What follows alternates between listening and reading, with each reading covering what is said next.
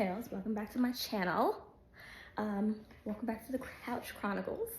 And I'm going to talk about The Last of Us episode 2 and 3. It took me a while to do these videos. I've really just been slacking, but let's get it. So I'm lumping these two together because I really don't have much to say about 2, but 3 is the one that them people really did their thing on 3, episode 3 of The Last of Us on HBO Max.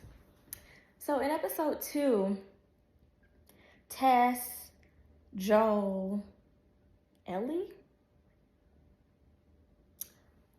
I think her name is Ellie, child. They're still on their journey trying to get her to the people that they need to get her to. The main character, the little girl, the one who is not turning into a zombie when she's getting bit. And so they give a little backstory about how the I don't know what they call these zombies in this show. I don't know if they call them walkers. I have no idea. So I'm just going to call them zombies and walkers because I'm a Walking Dead fan. They give a little backstory about how the zombies can communicate with each other. And I don't have all the technical terms for this, and I know that's terrible, but if you watch the episodes, you'll see. There's these things that they communicate with that if you step on the ground, you can communicate. If you step on it or touch it, you can communicate with zombies that's hella miles away to your location, and they'll come running. Like, that's the system that they communicate with. They don't need to be near each other. So you got to be careful of that stuff and make sure you walk over it. I knew at the beginning of that episode, mind you, I don't know anything about the video game, so I'm watching this as a watcher, but I know that there's differences from the video game to the show. My spidey senses was tingling in the beginning of episode 2, and I was thinking, Tess ass ain't gonna make it. Love interests in post-apocalyptic worlds, one of their asses always end up dead. And I just feel like it's gonna be Tess. I just don't think she's gonna make it throughout this journey or make it very far. And ding, ding, ding, lo and behold, my ass was right. But we'll get to that. So they're traveling, they're figuring out how to get through this building. And I'm skipping a lot of stuff, but if you watch episode 2, you'll see. They're figuring out how to get through this building. And once they get in the building, they think it's empty. But then they start hearing the little zombies, making that noise, you know, communicating with each other. They start making that noise. And so they end up seeing the zombies, but it's not the regular zombies. It's not the regular walkers. It's the walkers that got this is literally how they look. They got the things coming out their eyes so they can't see, but they can hear you. So if you make any noise, they'll know where you are. So you have to be extremely quiet. And of course, they're trying to be quiet. Of course, something ends up happening and makes a noise. So the zombies find out where they're at. Tess is fighting one, Joel's fighting the other. Ellie they tell her to go run somewhere. And so whole bunch of fighting, whole bunch of scene. That was like the major, one of the biggest parts of that, of episode 2. A whole bunch of fighting, and they finally managed to defeat them zombies and then keep making their way to where they need to go. Once they get to that building, honestly could have been in the same building. I don't remember at this point in time. But they get to another building they need to be at. And Tess starts talking a little bit differently.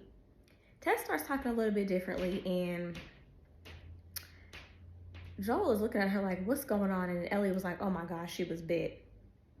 Ellie got bit too, but she's immune, so she ain't turning into nothing, but she did get bit again. And so Tess was like, you know, our luck had to run out sometime, and da-da-da-da-da.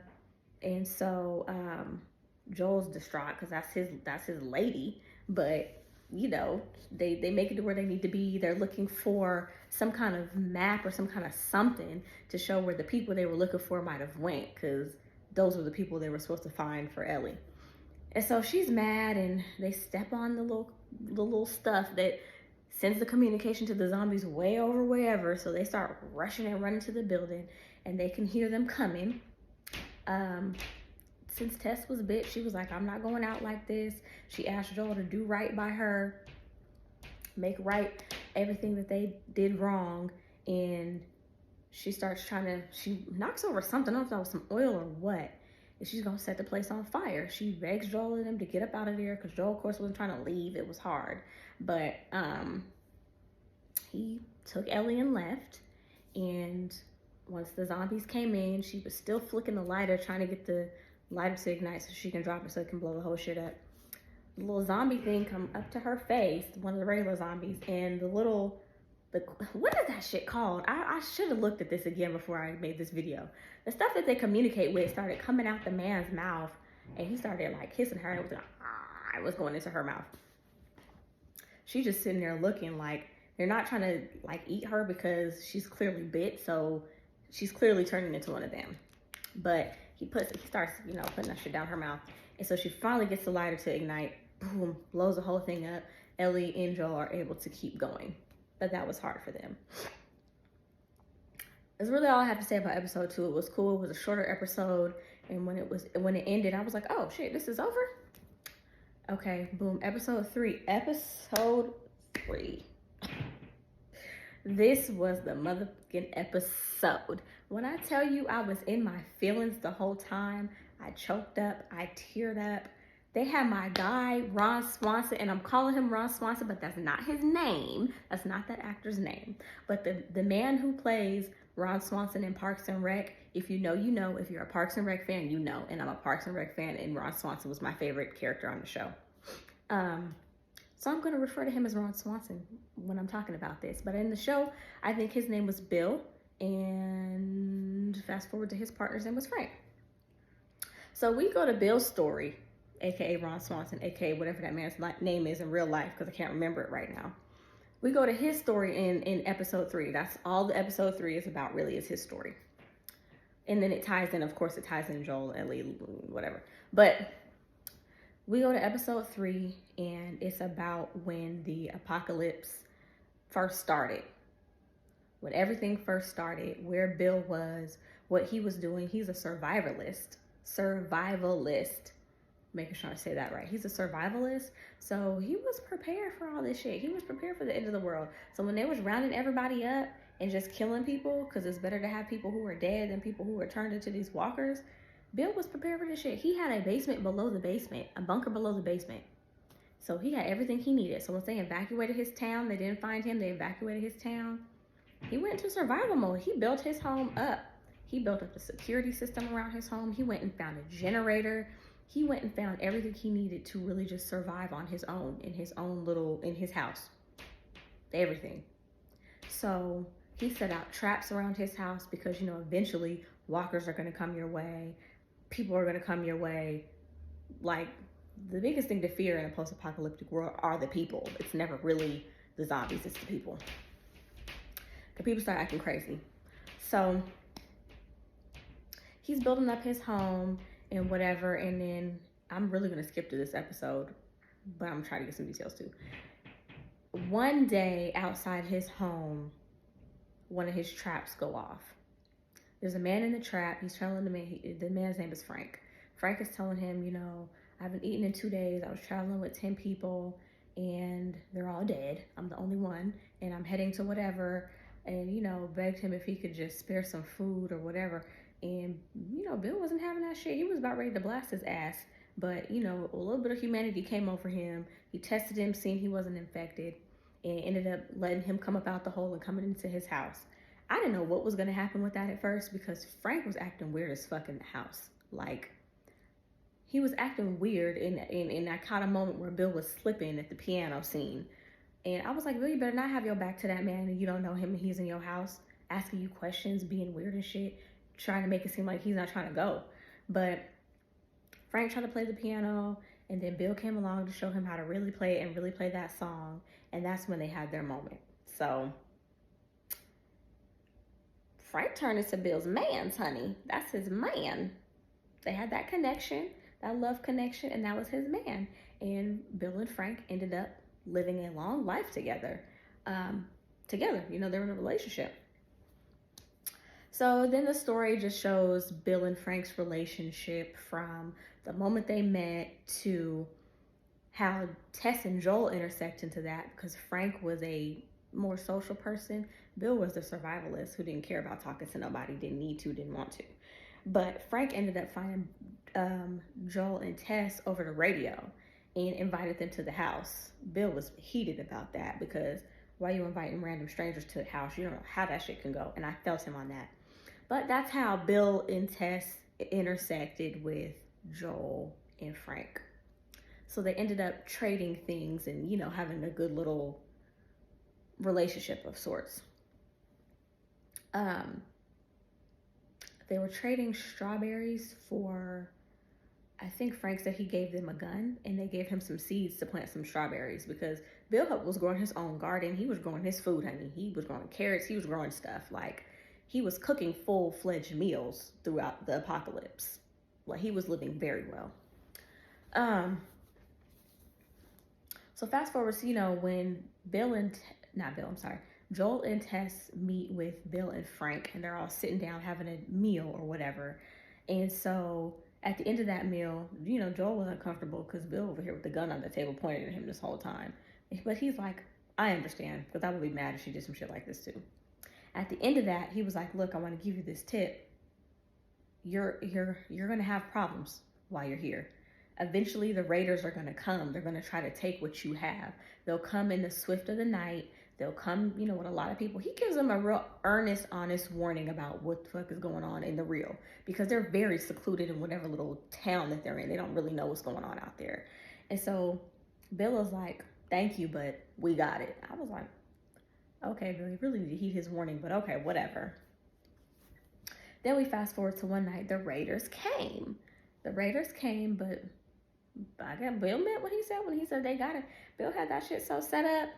Them motherfuckers was catching on fire trying to get into his gate, was getting electrocuted. He was shooting them. Like, he had things set up so well around the house that the raiders weren't able to get in past the gate and get to them. But while Bill's out there shooting them, trying to shoot who he can, he gets shot. Frank ends up running out and pulling him into the house. And I thought this was when Bill was gonna die, but it wasn't. Frank takes the bullet out of Bill, and they survive. They live to see another day. This is a love story, y'all.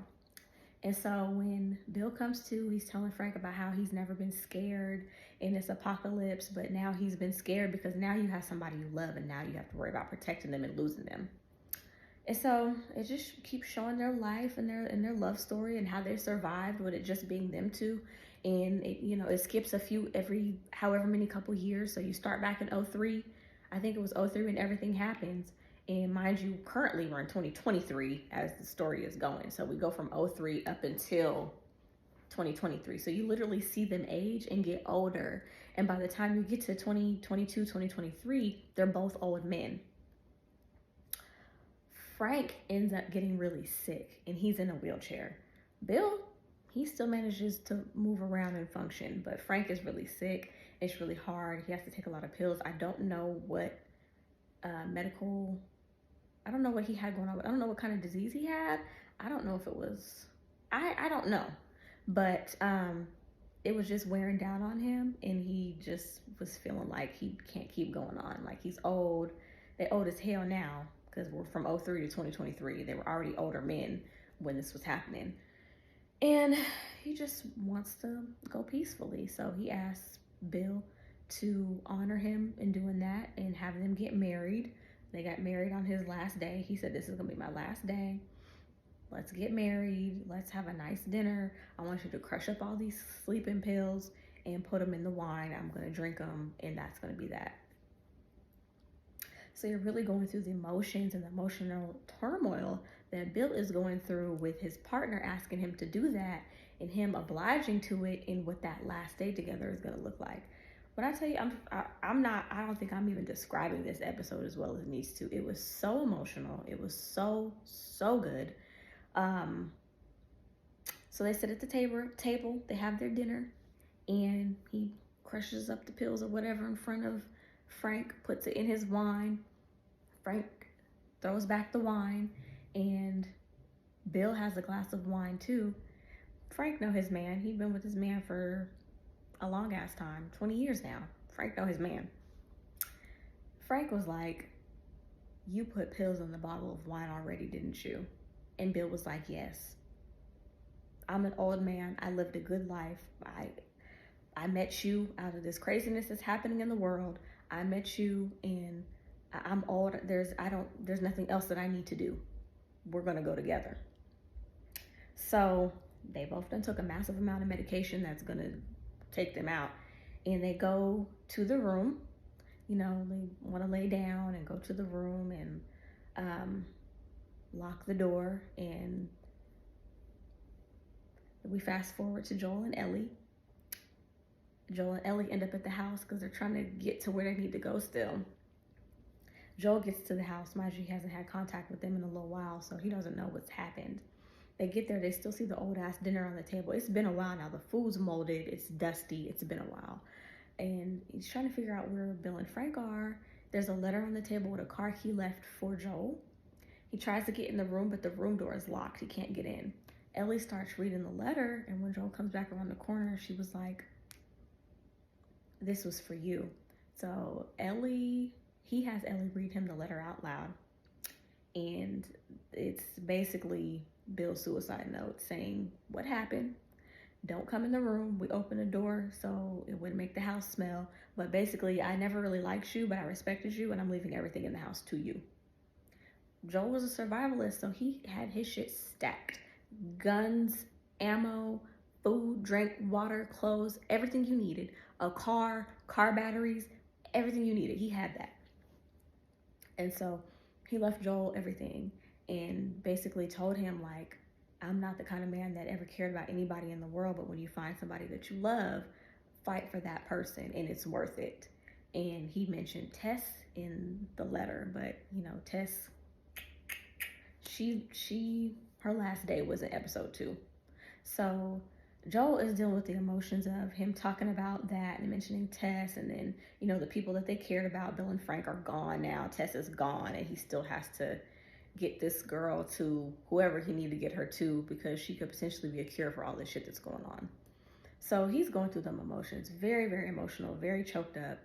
A love story, grief, or just hardship, and seeing somebody's love story actually go from start to finish in a beautiful way in a post-apocalyptic world, where typically somebody gets bit by somebody like Joel and Tess and they just don't make it. It's never, we grew old together and we decided to do this together in the post-apocalyptic type of world. So very beautiful. Joel and Ellie managed to take showers, get some clean clothes. They find the car with the car batteries. He has to charge it up or whatever. And so now they have a car so they can get to where else they need to be. But you see Joel go outside and just have an emotional moment because it is just a lot. It's a whole lot. But honestly, 10 out of 10 for me. That episode 3 was a 10 out of 10 for me. It was really, really good. Episode 2 was just kind of like a little buffer episode in my opinion, but episode 3 was really, really so good. I felt so emotional after watching it, and my guy Ross Swanson did his motherfucking thing up in there. I thought it was gonna be my guy, and highly recommend. That's it for me. Like, comment, subscribe. If you watch them episodes, tell me what you think. I'm posting this hella late, so by the time you see it, the episode 4 is gonna be dropping, but whatever. Let's chat anyways, and that's it. Bye.